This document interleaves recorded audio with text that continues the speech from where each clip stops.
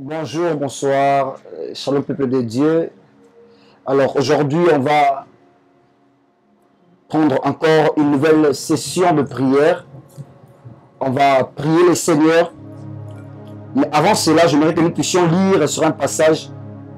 Et après quoi, on va se plonger dans la prière. On est dans le livre de 1 Chronique, le chapitre 4. Je prends le verset 9 jusqu'au verset 10. La Bible dit: Jaébé était un homme plus considéré que ses frères. Sa mère lui avait donné le nom de Jaébé parce qu'elle avait beaucoup souffert en le mettant au monde. Le verset 10.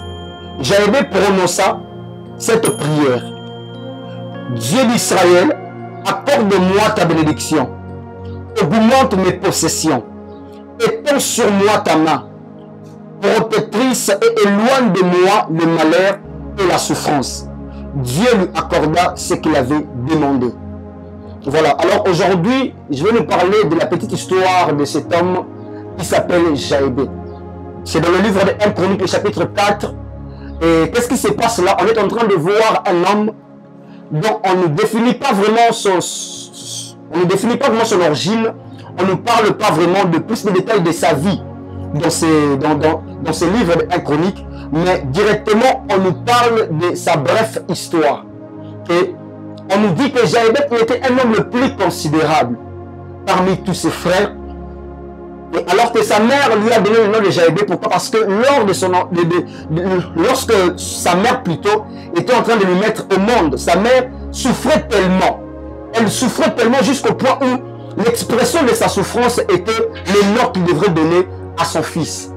Et c'est ainsi qu'il y a beaucoup de gens aujourd'hui, il y a beaucoup de familles aujourd'hui qui traversent des moments ou soit des situations dont ils ne connaissent pas l'origine.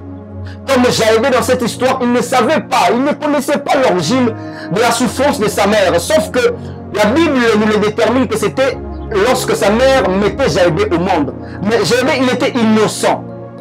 Alors que sa mère a jugé bon de donner le nom de Jaébé, ce qui veut dire pénible souffrance à un enfant qu'il a mis au monde. Et la Bible est en train de dire que Jaébé a appris cela avec le temps. Jaébé a compris cela avec le temps qu'il vivait sur terre. Alors il s'est mis à invoquer le Dieu de ses pères. Et il lui a demandé 4 choses. Il lui a dit: accorde-moi ta bénédiction, augmente mes possessions, étends sur moi ta main protectrice, et éloigne de moi le malheur et la souffrance. Et la Bible finit par dire que Dieu lui accorda ce qu'il avait demandé. Dieu va t'accorder ce que tu vas demander en ce jour. Dieu va t'accorder ce que tu vas demander en ce jour. Alors, qu'est-ce qui a vraiment captivé mon esprit, ou soit qu'est-ce que l'Esprit de Dieu a voulu vraiment m'enseigner en ces passages? C'est que la toute première des choses, Jaébé s'est rappelé des souvenirs de son Dieu, des souvenirs de Dieu de ses pères. Pourquoi? Parce que dans le livre de Genèse chapitre 49, Jaébé, la Bible raconte l'histoire de la tribu de Juda dont Jaébé était le descendant. La Bible parle que la tribu de Juda était un tribu qui est destiné de vaincre, de sortir victorieux, peu importe le combat, peu importe les difficultés. Et cet homme faisait partie de cette tribu. Et encore la deuxième des choses, c'est que Jaébé s'est lancé à la prière.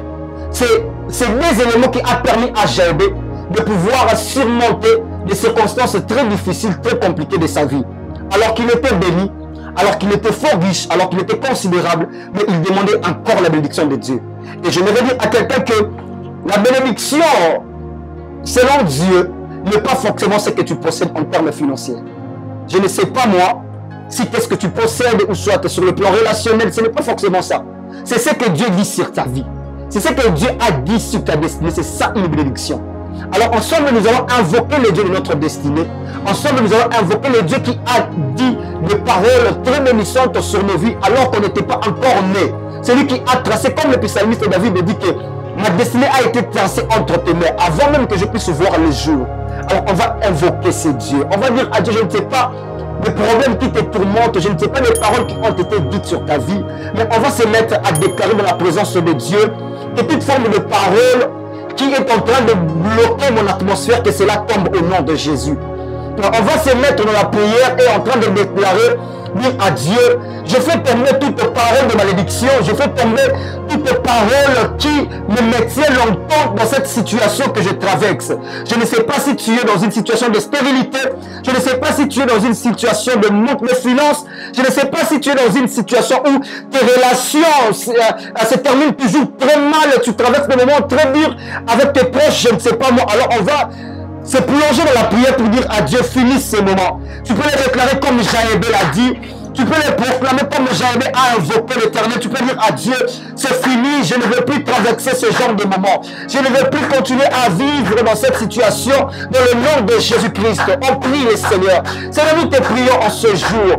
Que toute forme, oh Dieu, de paroles qui bloquent notre atmosphère, que cela tombe au nom de Jésus. Toute forme de parole, oh Dieu, qui nous empêche de percer, que cela tombe au nom de Jésus. Toute forme de parole, oh Adonai, qui nous empêche de vivre l'excellence, qui nous empêche de vivre le progrès, que cela tombe dans le nom puissant et glorieux de Jésus-Christ. Dans le nom puissant et glorieux de Jésus-Christ. Alors nous allons encore élever nos voix. Cette fois-ci, on va dire à Dieu, j'ignore la source de provenance. Le problème avec Jaëbé, c'est que la source de provenance de sa malédiction, ou soit de son nom maudit, c'était sa mère.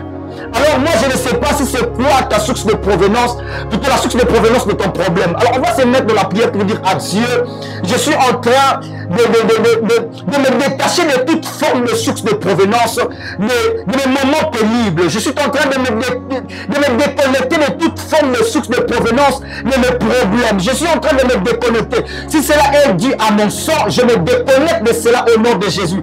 Si cela est dû à un nom qui est sur ma vie, je me déconnecte de cela au nom de Jésus-Christ. On élève nos voix et on prie le Seigneur au nom de Jésus.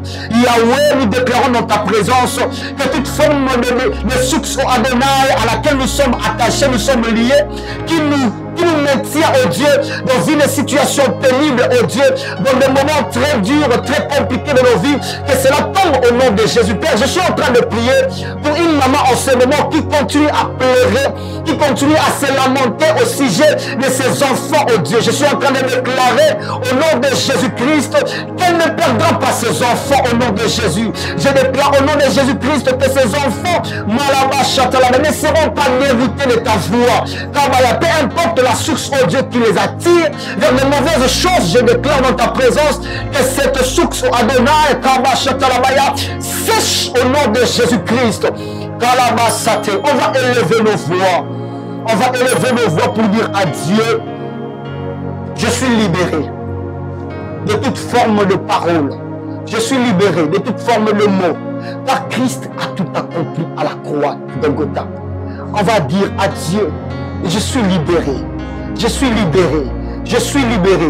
Est-ce qu'on peut se mettre à les déclarer la présence de Dieu? La liberté au nom de Jésus. Nous sommes libres au nom de Jésus.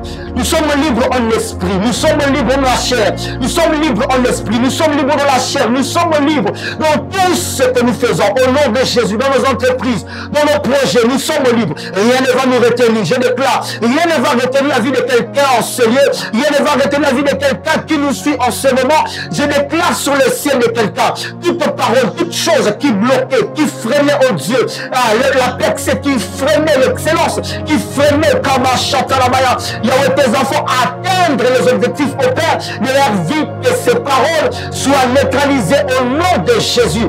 Ils sont libres au nom puissant et glorieux de Jésus-Christ. Au nom puissant et glorieux de Jésus-Christ. Et nous allons prier maintenant pour une nouvelle semaine. Je vais lever ma voix pour prier ensemble avec toi. Ensemble avec vous, nous allons prier le Seigneur. Seigneur, nous te prions au nom de Jésus-Christ. De façon que cette semaine soit bénie. Père, comme Jaëbé, nous te prions dans ta présence. Père, étends ta main sur nos vies.